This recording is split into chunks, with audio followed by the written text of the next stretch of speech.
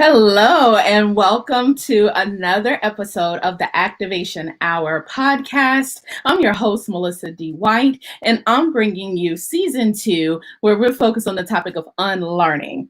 This particular season, I chose this topic because between season 1 and season 2, I went through a series of personal growth and development. Understanding who I am as an entrepreneur while balancing a 9 to 5 really brought on awareness of not only limitations, but areas of self-awareness. So this particular topic today, unlearning, self-awareness, and emotional intelligence, I think is highly necessary. So many of us may or may not reflect. I think we're doing it way more now because of the pandemic, because of the state of our nation and race relations. There are a lot of things that are holding a mirror up to us. And I could tell you, even before this season, entrepreneurship was one of those things. Being a coach and a speaker and managing that part of my world held up a very big mirror. And I'm so grateful and fortunate to have friends who are experts in this area. And, while I'm guessing at figuring it out, they can really shine a light on the dark areas of my life that I didn't even know that were there. And Valerie Sargent is one of those people. So I'm excited to welcome my guest for today, Miss Valerie M. Sargent. Hey, welcome, Valerie. That's so nice to be here with you. Thank you for inviting me to join you today. You know, you're one of my favorite people to hang out with. And same here. I had to catch myself when introducing you because you're a dear friend and I know you as your nickname. And then I want to be sure, hey, the audience knows you as Valerie, but I'd want you all to know as listeners, this is coming from such a pure and authentic place because she's a friend. And so this we came to the topic of this episode, not just because this is Valerie's passion and her calling, but she gave me some very clear insight recently. I'm a very introspective person anyway, but she pointed out some things and I was like, oh my gosh, I'm doing that. Oh, wow. I had no idea. And you need friends like that. And Valerie is truly one of those friends. I'll tell you a little bit about Valerie M. Sargent and her bio. She has a passion for bringing vitality to individuals and organizations, and she truly is just a ball of energy and just gorgeous, and she's such a light wherever she goes. She began her career 30 years ago, which means she started at like 10 years old, okay? Yeah.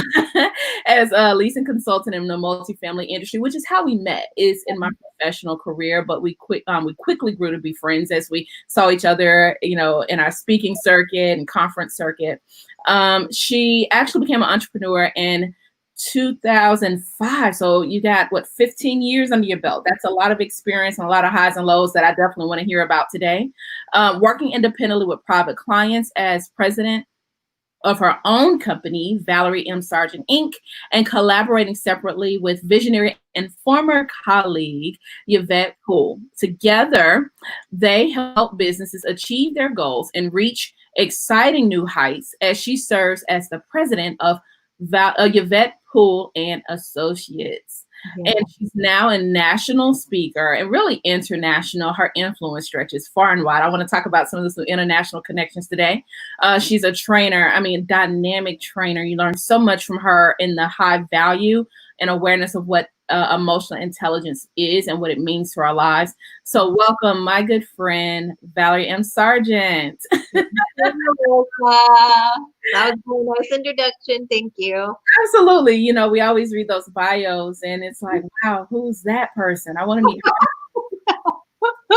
And that's you. And so you always educate me. It doesn't matter whether we're having dinner or hanging out. I had opportunity. I think we really bonded when I spent time with you out at your home and in your neck of the woods on the West Coast in California. Yeah. And I was like, wow, this lady is like, you're the real deal. You're the real deal. And so you love what you do. How did you even stumble across emotional intelligence and become passionate about it? With a trainer's background, as we both have, after I quit my corporate job, what was then the American Society of Training and Development, which is now ATD, they had their annual conference that I went to, I believe like that in 2005, that next year. And I went to that, just kind of as because I had I'm stepping away from the corporate world, taking a breather, figuring out what's next is kind of where I was. And I had the opportunity to sit in a session with Daniel Goleman, who is the man who brought emotional intelligence into the workplace. And he wrote the book about emotional intelligence that really got everybody talking about it. And I was fascinated, honestly. It's just like, I just was like, what is this? Why are people not learning this? This is like the most critical skill that people can have. And I was thinking in particular with our industry, Melissa, that it's not taught in our industry of multifamily. Mm-hmm. And that was like a little aha. And, so I was taking notes and just going crazy with the notes. And it was one of those things that I went to that session and it just kind of stuck with me. Well, then I read the book Emotional Intelligence 2.0. Later, I ended up getting a certification in emotional intelligence in 2013 because I wanted the right to speak about it, because I was starting to put together some content, some things here and there, and I thought it was so needed, and I definitely thought it was a niche in our industry that needed to be filled. And then I was like, but I really want to take it to another level. And so I became a TalentSmart certified emotional intelligence trainer, level 1 and level 2. So I actually teach a professional curriculum. I go into businesses and perform appraisals for those employees to figure out where they stand with emotional intelligence. And then I teach them a full day of learning, what the aspects of it are, ways that they can recognize it within themselves, things that they can do to improve, in areas where they're not as strong, and give them a plan in going forward, how to grow that skill, because it is a skill. And that's one of the things that a lot of people don't understand is emotional intelligence can be learned. How so? How does one learn it? Obviously, you intentionally set out, and it's I don't believe it's a common known term. Self-awareness is, and I think particularly today with companies who are bringing employees back in, and leaders are more cognizant of how they come across the teams, and we're all examining this thing. How does one study emotional intelligence in that way? Well, can I toss something back to you? Are you game? Go for it. So, what do you think emotional intelligence is? My knowledge of my emotions, just when you take the two words. Yeah. Okay. So I will always ask that question at the beginning of any session that I do. How many of you know what emotional intelligence is, what it means? And like less than half the room raises their hands, which tells me that there are a lot of people that still need to learn about emotional intelligence. And because a lot of people will take it just as you. Well, okay, like it's using your emotions to be smart about things. Okay, like you're kind of putting the words together, and that's, a natural thing to do, but it's so much more than that. It's a component of 4 different parts. It's the self-awareness that you spoke of is part of emotional intelligence. It's an aspect of emotional intelligence. And so to learn about it, you really have to first learn about yourself. That's self-awareness is the foundation. Yeah, self-awareness is the foundation of emotional intelligence. It's being able to really start to recognize things within yourself first, because really once you start that work on yourself, then everything else comes from there. So when I teach a class, we actually spend the majority of the time in like the first part of it in self-awareness, because it's so important. Wow. So and that's new.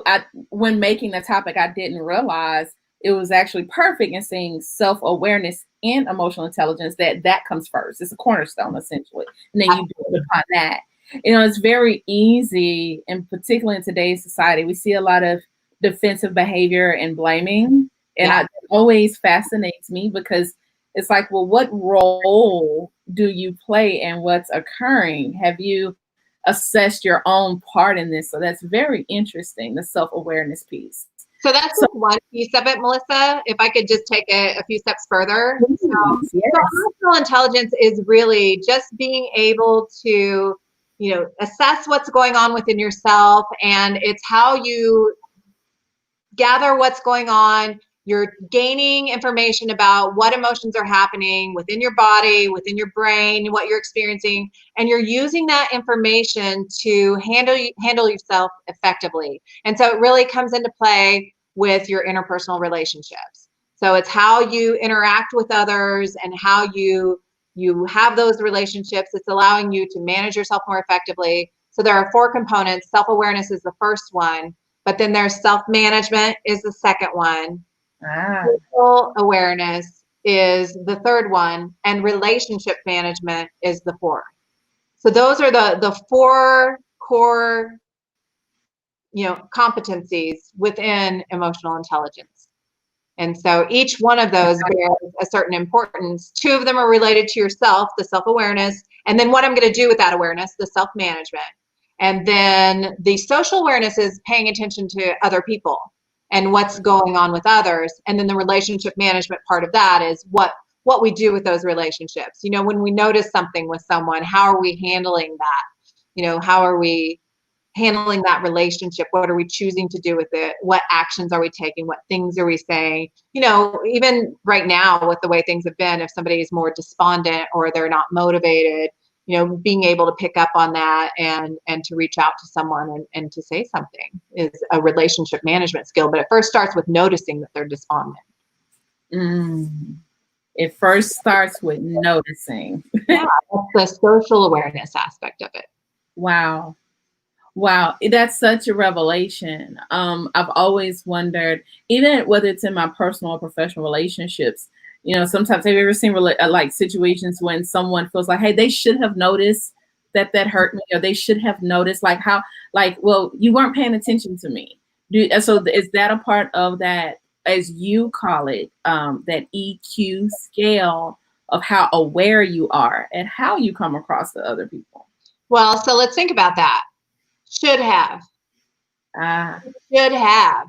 They should have. Well, Mhm. did you tell them did you tell them that's what you thought they should have done? Did they know that they should have done that? Did you have an expectation for them that you did not communicate to them? Therefore, they had no idea that they needed to do that for you to feel loved or you to feel validated or whatever it was that you needed in that moment. Did they know that you needed that? Or Wow. was it unexpressed?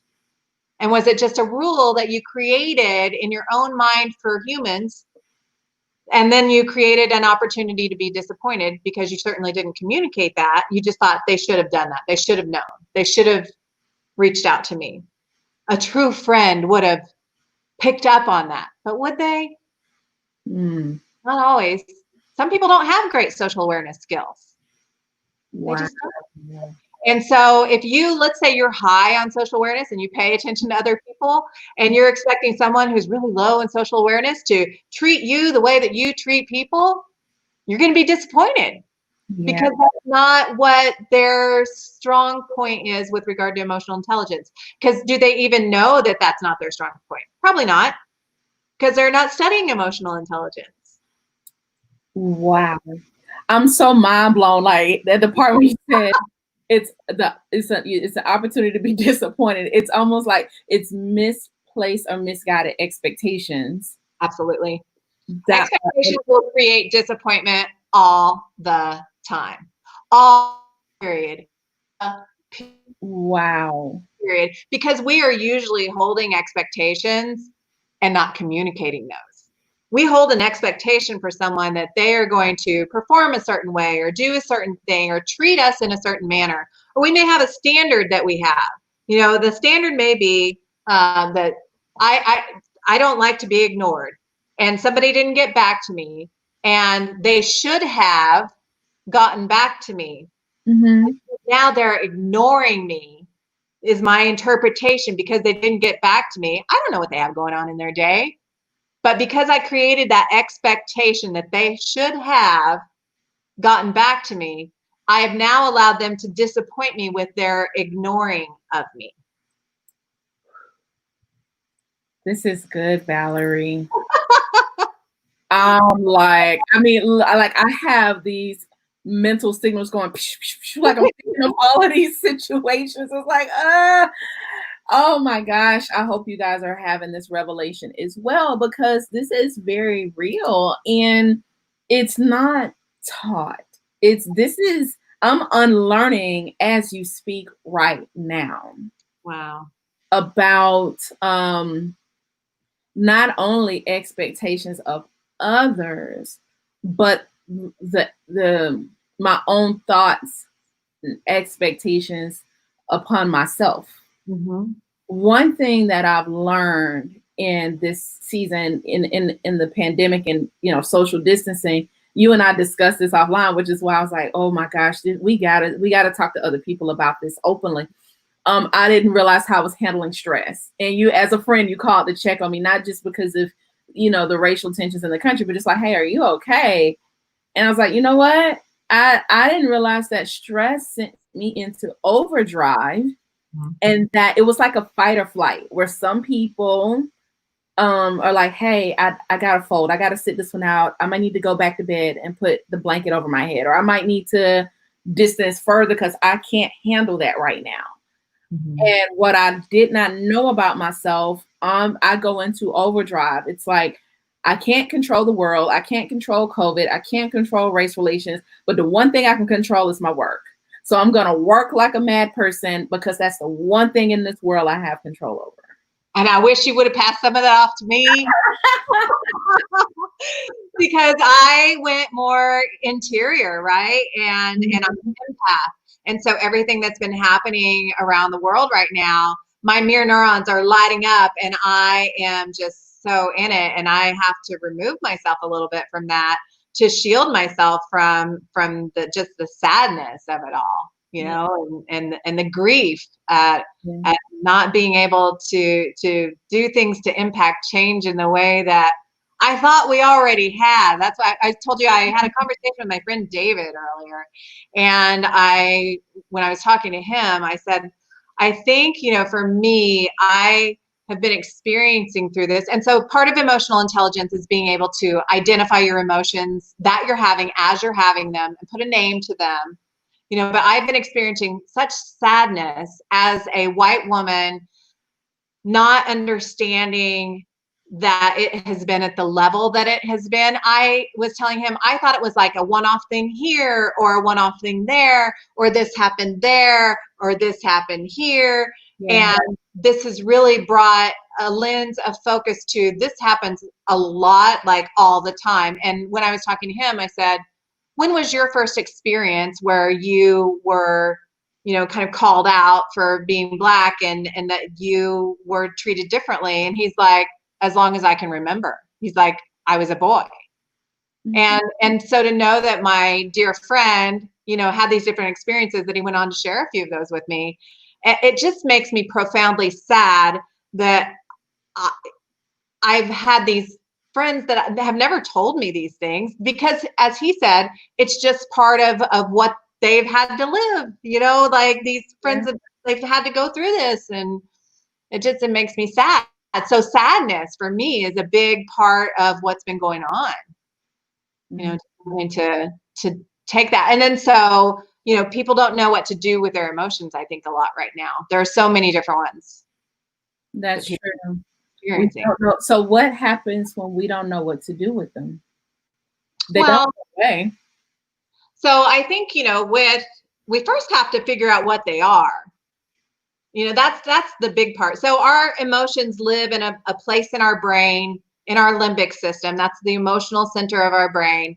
And I think when everything was happening with the pandemic, that started happening, there were a lot of, I took a survey of people, and gratefulness, being grateful, was one of the top emotions people experienced. But then there was also uncertainty and anxiety and fear, and like I can't remember what the fifth one was, but like, so a lot of things that people maybe didn't necessarily normally feel. Like normally I'm not an anxious person. That's not my baseline. Have I been anxious through all of this? Yeah. You know, I lose half of my income because I go to large places and speak at large events, and suddenly half my income disappears because we have a pandemic. That's true. I felt anxious and uncertain and grateful that I had one client that was really keeping me going. Mhm. And so I think it's being able to identify what you're feeling as you're feeling it, and knowing that there's no shame in that. A lot of people will then make themselves feel bad that they're feeling a certain way. But really, there's no shame in what you feel. What you feel is what you feel. We're human beings. We are created to be feeling creatures, which is wonderful. We get to experience a lot of different things, but what do we then do with that? And that's really your question, was how do we manage that? You first have to notice it. Most people like just live in it and they're not being aware of it. You can't Mhm. manage something that you don't know exists. That's good. I might have That's to good. You have write that one down. Can you write that one down? You no, got I always like I'm driving over here. You guys will definitely get the show notes on this because what you said, no shame in how you feel. And we're very good at packing things away and not addressing it as humans yeah. because it's a sign of weakness, right? Or in some cases, many people may not have the tools. It's like, okay, you want me to face something that I'm not equipped. Like whether it's my parents didn't teach me because they themselves didn't know, right? Yeah. Or whether it's I may not know on my own how to process that. It's a lot of different reasons, and shame being one of them. Like, I'm ashamed I feel this way, and therefore I can't articulate or address it. And so, for me in this season, and guys, please, we want to hear your comments and your feedback because this is a safe place. Unlearning. That's what this is all about. And I had to avail myself to my friend Valerie and say, hey, you know what? I don't like it was family dynamics, being a caregiver and being ashamed if I wasn't handling that well.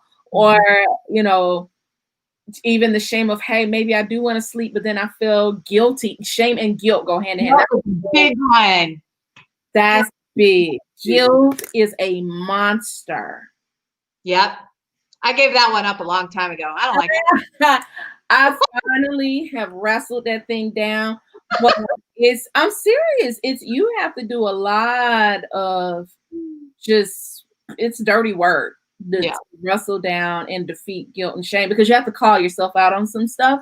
Yeah. It doesn't always feel good. And so even and it's little things, being aware of the language you use and what that really means in your psyche. You called me out really good on that.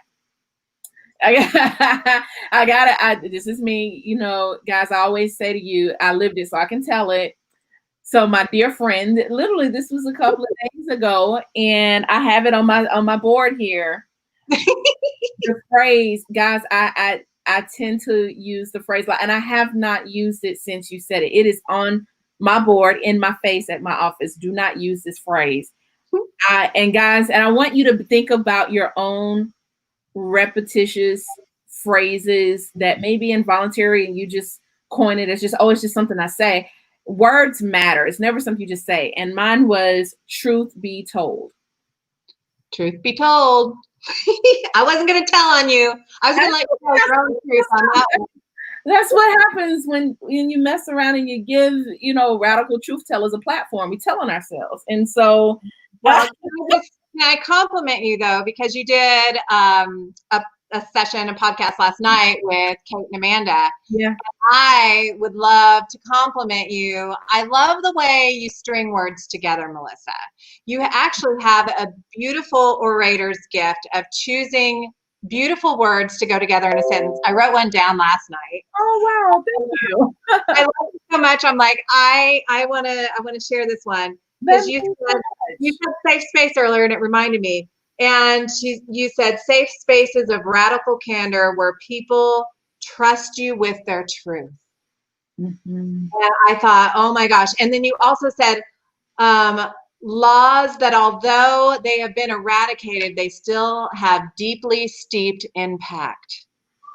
And I'm like, deeply steeped, like that, like that creates a totally different reception of the whole concept.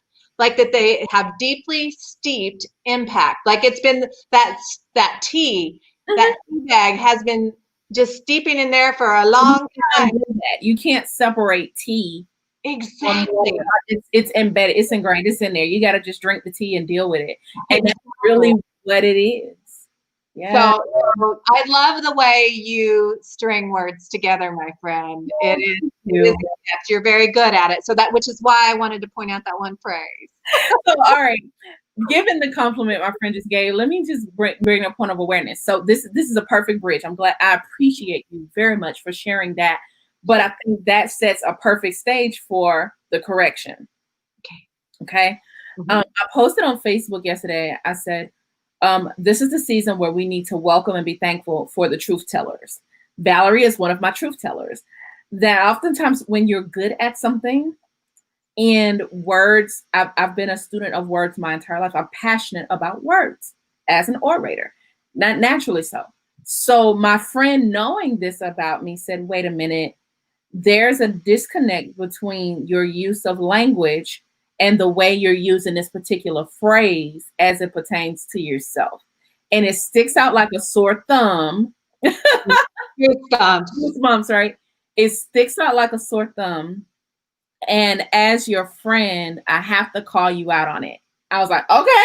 So here's a lesson in unlearning, guys. If you know, every week I share my show notes, and I even give you your own unlearning log of the week, like things to write down. So if you write it down, here it goes.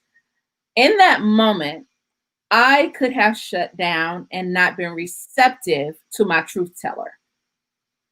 Okay.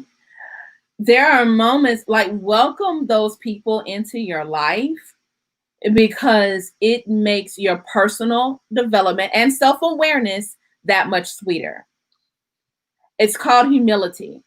Mm-hmm. Am I willing to accept a truth about myself that may not match the image I had of myself before knowing that truth? Woo! I think I'm an excellent orator and I think I'm a master at words, but in this particular instance, you called me out on, I think within a 30-minute time frame on the phone, I said truth be told like 10 times. Yep. And she said, wait, let's unpack this. Y'all, Valerie, all and the way that only she can, but Valerie is one of many. Let me just be clear. This whole season is about people who have told me the truth and taught me something, whether about myself or about the world that I didn't know, and I needed to open myself to learning.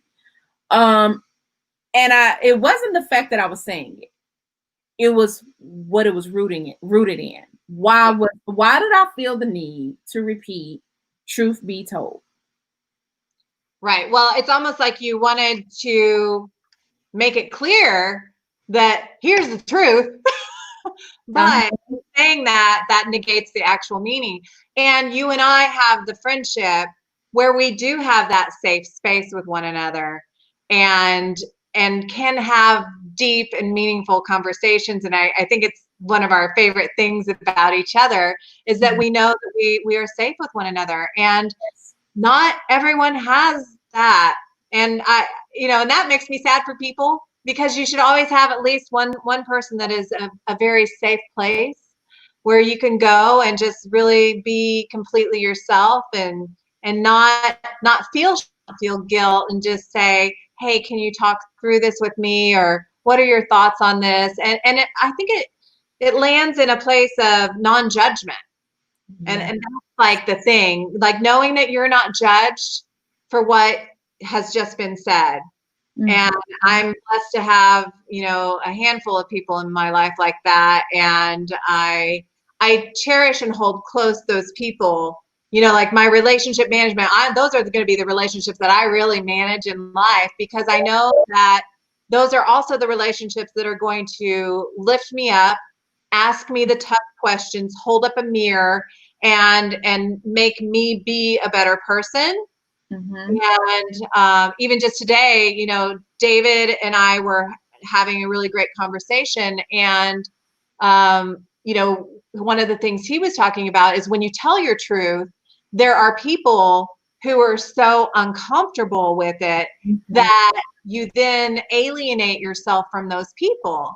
Mm-hmm. And, so that is something for some truth tellers, that they're separating themselves from other people when they do that. And so where do you fall in that little swinging bit there? Are you okay with it? Yeah. And but he said, I've never been a person that's been uncomfortable with that. And I said, but that's because you are emotionally intelligent. The Wow. thing with emotional intelligence you need to pay attention to is the moments where you have the discomfort. That's where your growth opportunity is, Mm.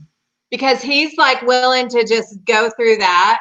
And when you're having that discomfort, when you're willing to just go ahead and if let's consider it a swimming pool, even if you just wade into the pool and you're willing to look at it a little bit and say, ooh, the fact that that person just said that made me uncomfortable. You're like, okay, I'm going to get out of the pool now. And then you're going to leave the pool. Well, that's Yeah. okay, but you won't experience any growth from that. So, but if you Mm-hmm. you don't have to dive in the deep end. You could still just kind of wade in the pool and then go a little deeper, and but stay in the pool. Stay in Just the pool. stay in the pool. Don't leave the swimming pool because you're uncomfortable. Don't check out, basically. Yeah, Don't. a lot of people, when they're uncomfortable, you mentioned fight or flight. So your amygdala in the limbic center of your brain, it's constantly trying to keep you safe. So that's what causes the fight or flight. And so suddenly you feel uncomfortable, and your amygdala is like, what? Do we need to run?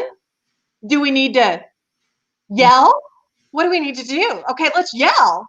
And then so you react, and you're not going with the logical center of your brain when your amygdala gets hijacked. So if you're really like, you've got something emotional that has just happened, that you're having a reaction to something, it's because your amygdala has been set off, and you're not going to reach that logical part in your brain when your amygdala is like, oh my God, we need to do something. Yeah. Wow. We did discuss that before. Like, it's totally biological. Mhm. Emotions do trigger a neurological, biological result, and it's all connected. It's just so amazing how we're made and designed. And when we talked about that, I said, "Whoa!" So then, what's crazy about that to me is, after this like crazy series of events in 2020, we've had this constant stream of that going on, Right. where we have not had a break in the fight or flight. There's been it's so our bodies and our neurological system feels like, well, I'm fighting for my life. Yeah, absolutely. Our cortisol levels are at an all-time high. And so, and people will switch into habits that bring them comfort, right? So that's why you've got a lot of people overeating right now, drinking too much, not exercising, that they're shutting down, or Yeah. some people that are just like, forget it all, and they're just going out there. Mhm. And, it's all different levels, and everybody deals with things differently. And you just have to have a space for people to just, there's this thing going around the internet, be kind anyway. Be- Like, realize that everybody's doing what they're doing, and shaming them for it doesn't help, Yeah. but just do your thing, be an example that you wish to see in your world, and surround yourself with people that are like-minded, but challenge yourself but with those people who are like-minded but different and open, who you can have those conversations with. Mhm. And one of the things that came up last night with Eric is he was saying, he learned so much from people that were from different backgrounds. And Mhm. so when we are only with people who believe the way we believe and think the way we think, then our relationships are limited. Yes. When our mind is limited, Yeah. because the more we know, the more we grow. Absolutely. Absolutely. And that's what it's about. We touched on, the whole judgment of other people. And all I personally choose to think about is, but wait, before I do this, and that's me catching myself, but where am I in all of this? I mean, take it back to what I said in the beginning of our conversation here. And that really, honestly, that whole comment or the repetitious statement of truth be told came out of that. It was, for so long in the world, I withheld my truth because I inflicted judgment on other people of how they would treat me or how they would respond to my truth. And so now in this season, because radical candor, like I'm just spilling all of my beans here. And I'm like, hey, so I felt the need to preface everything I said with truth be told. But what I realized is that now it gives the unspoken connotation that, well, wait, were you lying before? And I had to be honest and say, saying that it came from a place where you thought people were judging you for it. mm-hmm. So look at that. So that's what I would like to unpack here right now. Let's unpack. No, seriously, because emotions come from other places, right? Mm-hmm. So, and our thoughts, when we assign meaning, that's what creates emotion. And so you came up with this phrase because you thought you were going to be judged for what you said. So you're like, but this is the truth. Up front, you're going to tell them, truth be told, so don't judge me. Okay, guys, I just had my lesson on unlearning live on air. There you have it. So I'm going to take how the process works, right, Melissa? Let me process that. We're going to take a really quick break for our sponsors and our commercial. And when we come back, I want to talk more. I don't even know what to do with that information. I'm literally going to go back and listen to this episode and study what you just said. That is like, the little mind blown emoji. That's me right now. So on that note, quick break. And I want to come back and talk more to my guest, Valerie M. Sargent, and hear more about self-management in her In the Pause series. We'll be back in just a moment on the Activation Hour podcast.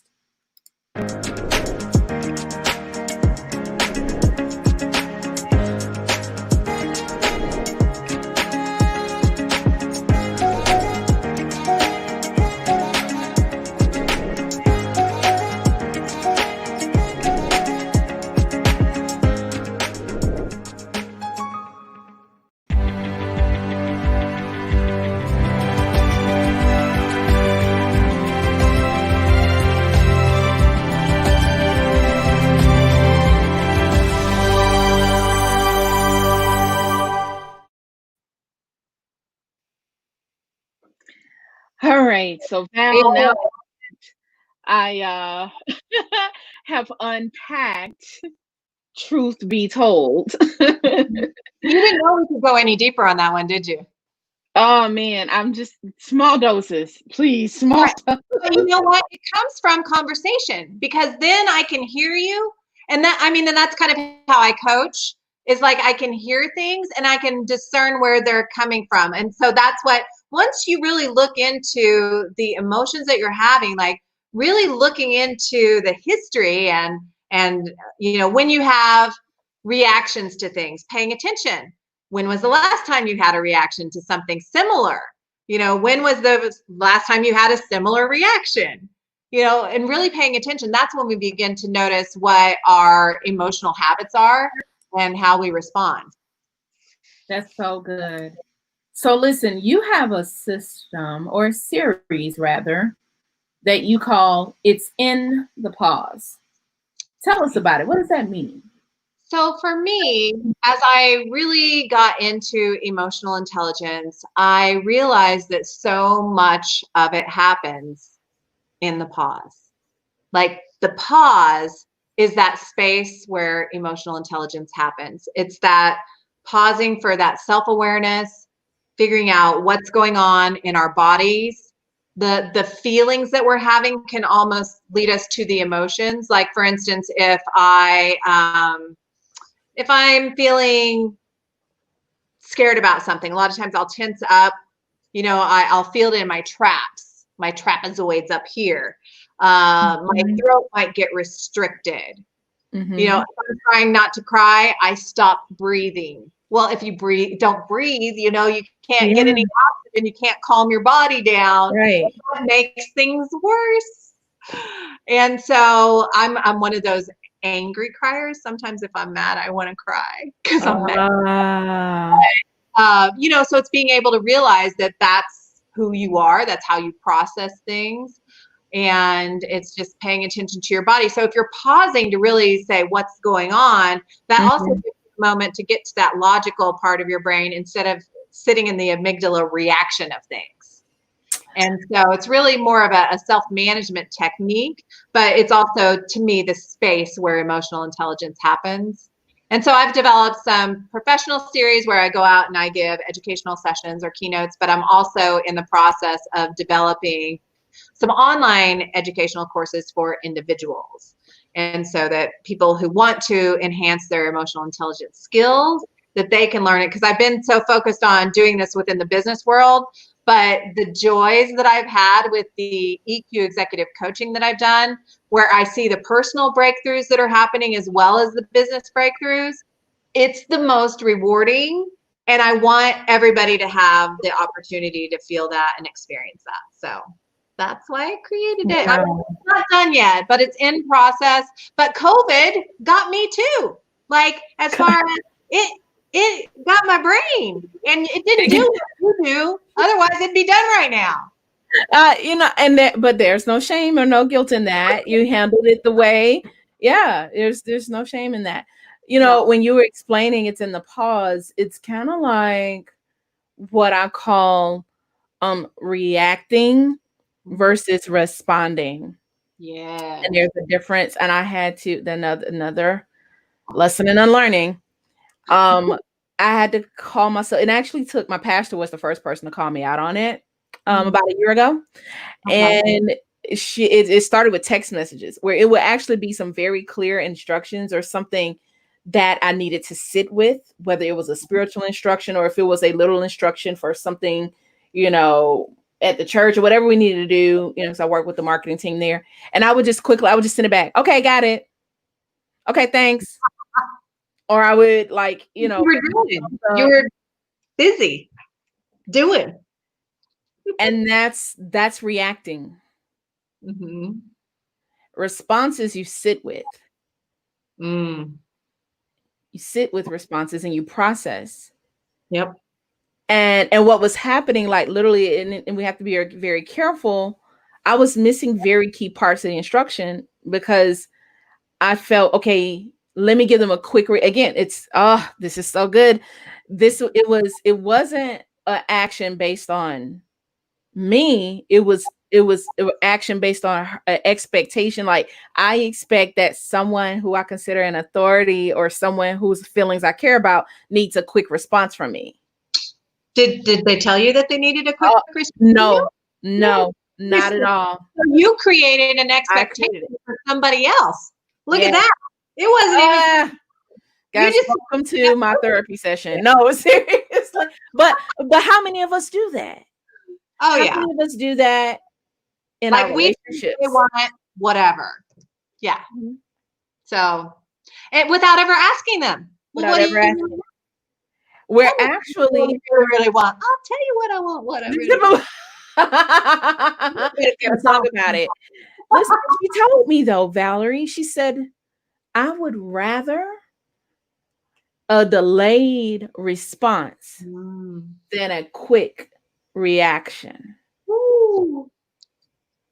And then you felt guilty.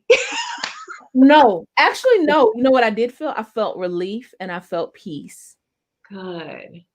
because now there was an agreement and there was permission for me to slow down. Okay. So, but there was an agreement. There was an agreement. You said, this is my expectation. You agreed on the expectation, and then those expectations can be met, Now we can which move does, forward. yeah. It's amazing when communication happens, which is a key component of emotional intelligence. Yes, Why I communication. wanted you guys to hear this conversation. I mean, this has been life changing for me. Um, it's It hasn't been quite a year. I mean, I've always known that you're fabulous at what you do. But I think as our conversations got deeper in our friendship, this is when I was like, whoa, man, like everybody needs a Valerie in their lives, man. Because I remember, I talk a lot on this platform on the Activation Hour podcast about my journey, bridging between employment and entrepreneurship. Essentially, I'm an entrepreneur. Mhm. And I talk a lot about my gap year, which was the 18-month stint between my last job and this one. And I talk a lot about work trauma in Yeah. last season and in this one.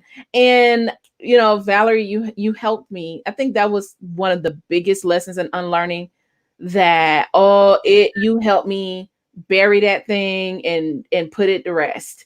And it was understanding, some of you may be listening and you've had to end a work relationship, a friendship, a relationship.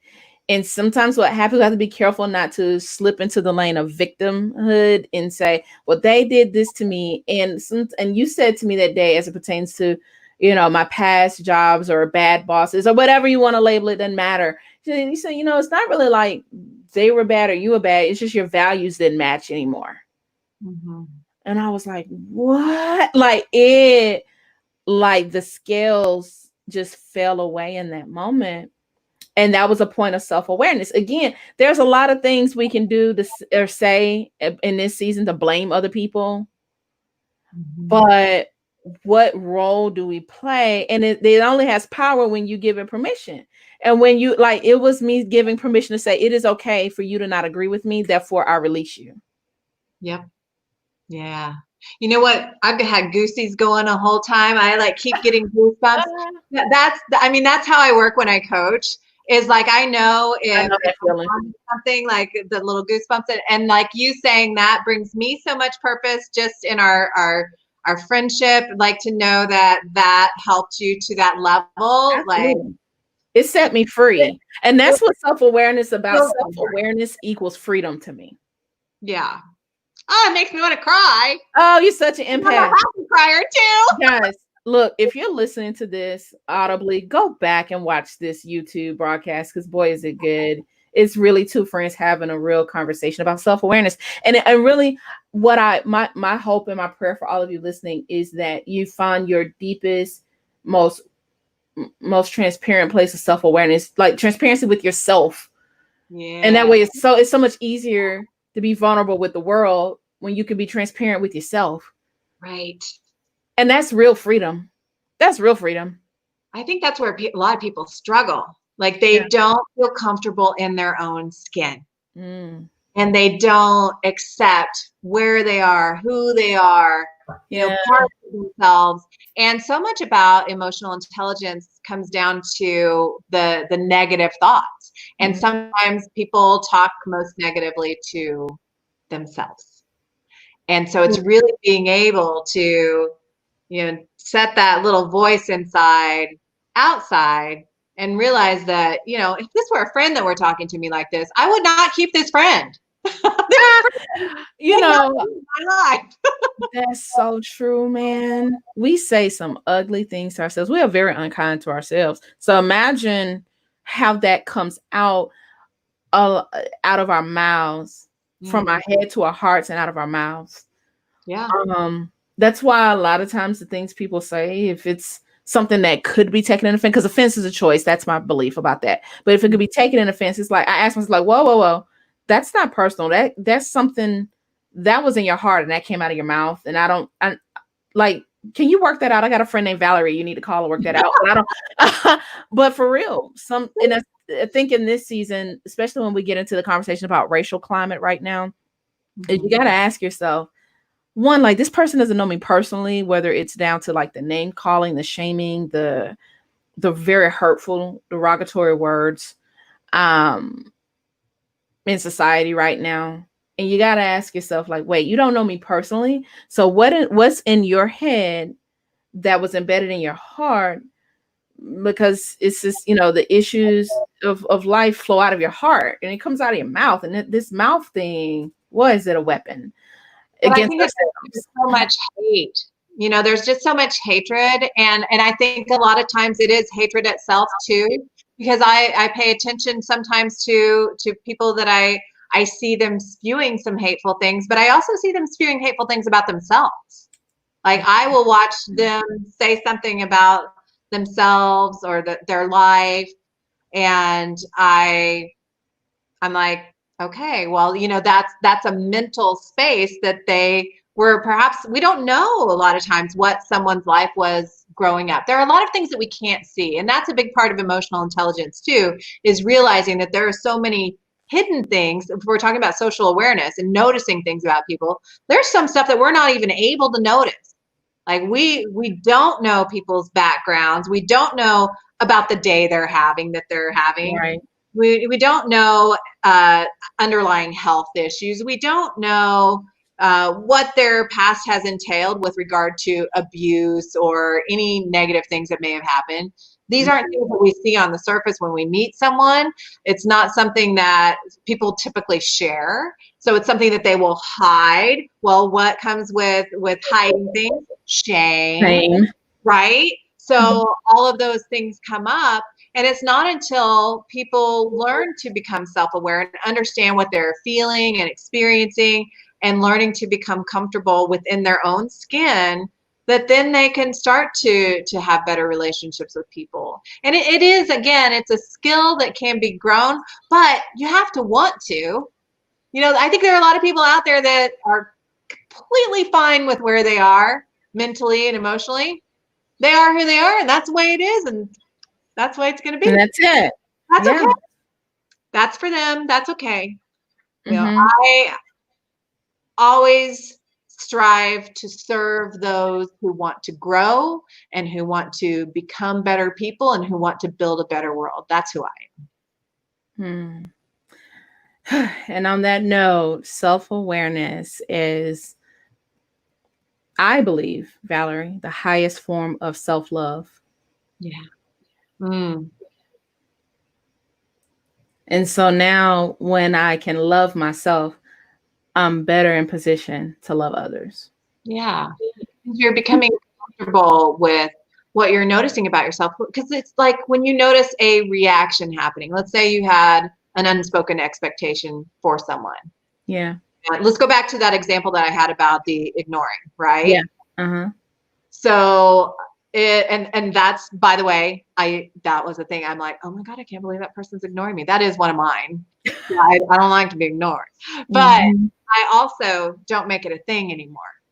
But I used to be like, oh my God, I can't believe I haven't heard from that person. Now, because of where I am now with my growth in my life, I'm able to, if I haven't heard back from someone, I'm like, oh gosh, they must be having a day, and set that aside. And I don't get caught up in it. I don't have the looping thoughts. That's another thing that we do. We loop a lot of thoughts sometimes. Yeah. Caught up in them. And so I don't let that little hamster wheel start going. And I set it aside, and I don't make it about me. That's about them. They're not getting back to me. That's about them. It's not about me. That's so true. It is about me. I hope that they'll tell me. Expectation. It's, oh man, we could go around and around with that one. But listen, Valerie, you have such a gift.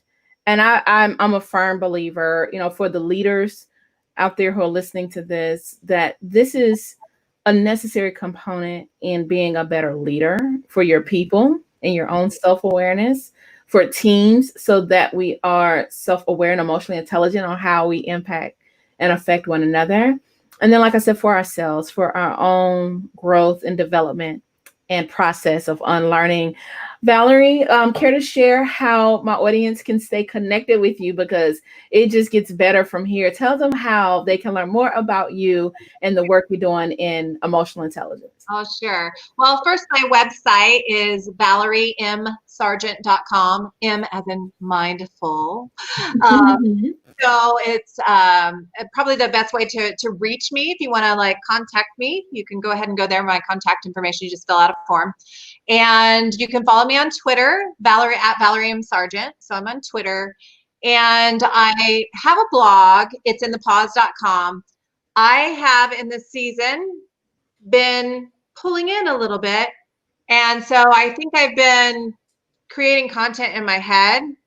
And so I commit to you, Melissa, and to your audience that I'm going to start writing. I have some titles of some blogs that I'm going to start with, and I commit to doing that more regularly again. And that will be the place where my course will live once that is Nice. completed. If people want to do that, I do for anybody that has teams that they want to pull together and actually do a level 1 training.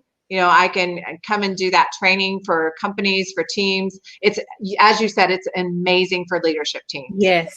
And I have watched teams grow. I have gone in and done like a level 1 training, and then I have executive coached the attendees for the next year to help them with that growth and things that they have dealt with at work. And that's been just really wonderful to watch that progression from a training through the coaching. Mm-hmm. But also, I can do, if anybody is interested in getting an appraisal, I can take you through that process as well. So yeah, feel free to reach out. Transformational work, self-work.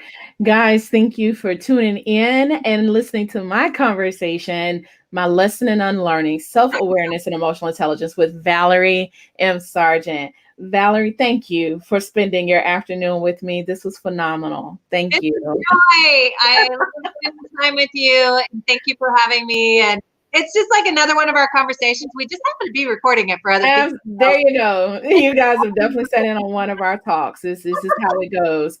So thank you so much. Guys, if you're listening to this and this episode has truly touched and activated you in some way, please subscribe to my YouTube channel at the Activation Hour. And also check out my guest today, Valerie M. Sargent. You can reach her at Valerie M. Sargent. Valerie M. Sargent. There are two. Sargent. Okay, got it. All right, guys, make sure you check the show notes, and I will put the link to her website so you can learn more about her training in emotional intelligence, as well as the blog. You heard it here first. She's gonna drop some more content that help us be better at self-awareness and emotional intelligence. Make sure you subscribe, share this episode, and leave a review. I want to continue to bring you high-value content and phenomenal guests that share their lessons in unlearning. Thanks so much for tuning in. I'll catch you next week. Bye. Thanks, Melissa.